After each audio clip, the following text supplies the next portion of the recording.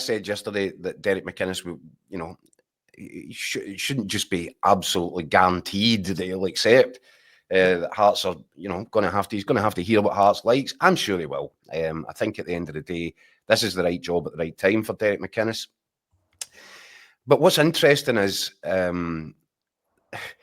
the Jamestown analytics part in all of this, because it's becoming clear that Derek McInnes was the man that Jamestown picked 9 months ago, or in October, when, just after Hearts had sacked Stephen Naismith, after a sort of catastrophic start to the campaign.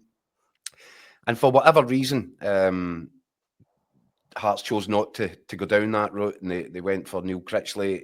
Incredible decision. Might be something to do with the fact that Derek McInnes was under contract at Kilmarnock, and that would have involved a compensation package, which they're going to have to pay just a few months later anyway, to get him out.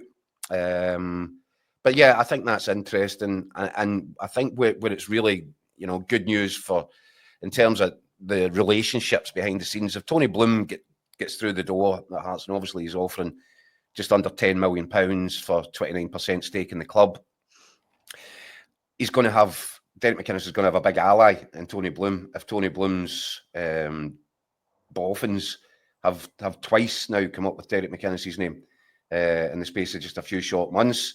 So that would tell you he's going to have a key ally in Tony Bloom.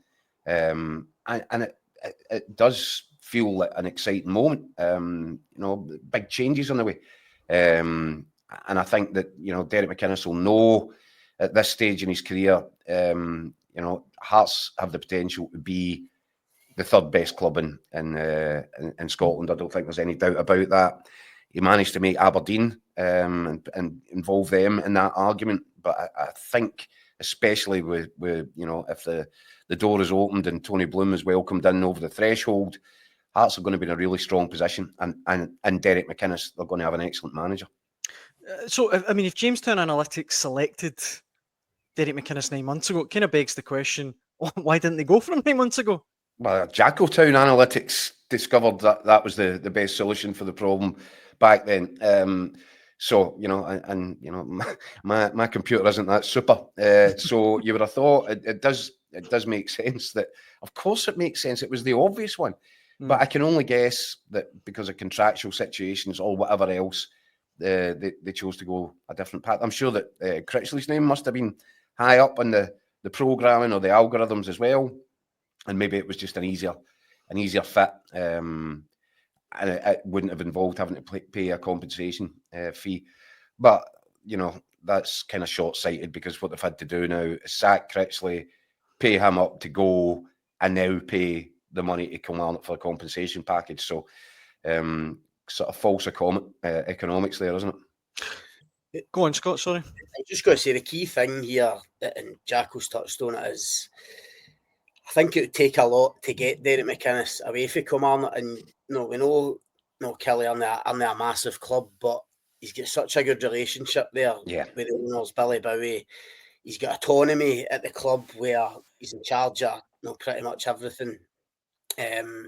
Really settled there. Obviously, we know it's been a disappointing season, even though they're finishing it really strongly. And we all know about the mitigating factors this season. But the key thing is Tony Bloom's involvement and almost the promise of some serious funds to go and strengthen the squad at Hearts. Listen, Hearts are an attractive proposition anyway. Derek McInnes knows about the size of the club, obviously. Jacko arguably the third biggest in the country, loads of potential there. But the fact that, as Jacko says, to have Tony Bloom's backing as the guy that they've chosen, but also the potential for this investment to go and really try and strengthen the squad, bring quality into Tynecastle, and let's be honest, go and try and make a real impact next season at the top end of the table. I think at this stage in his career, given where Derek McInnes is at Killie, he needs something to spark him, just to float his boat a wee bit. And I think, given everything that we've kind of heard, I think this Hearts opportunity might just do that for him. The thing is, he might even look at Rangers and fancy second. He might well. I think there's But a by the reason way, that's what he is. He's Dale the Disruptor, isn't he? Always has been. During his time at Aberdeen, at Kilmarnock, I think I wrote a statistic a few weeks ago. He's got more wins against Celtic than any non-Rangers manager, if you know what I mean by that. You know, it was Kilmarnock who put Celtic out of the League Cup last season. That's the only trophy that Brendan Rodgers hasn't collected in his 2 stints in charge. So, yep, he will look.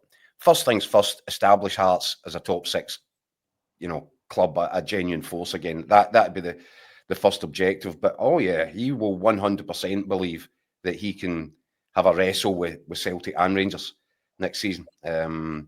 So you know, I think if he was honest, if Derek was on here just now, he'd probably say he's kind of always cherished the sort of Hearts, or coveted the Hearts job. I think he's always looked at that as possibly would give him the credentials to go one step further than he was able to do during his 8 years at Pittodrie. So yeah, you would imagine all things going well, that Hearts should be able to get this over the line. I mean, I did mention last night, Daniel, that, you know, he won't be a pushover. He's not going to be a walkover. He'll need to like what he's hearing. He'll need to be convinced, because, you know, he showed when Dave King tried to shift the goalposts on him at the 11th hour, when he was on the verge of being the Rangers manager. He chose to walk away from that. As I've said previously, he didn't turn Rangers down. He turned Dave King down. But he was prepared to do it, and that tells you a lot about his strength of character.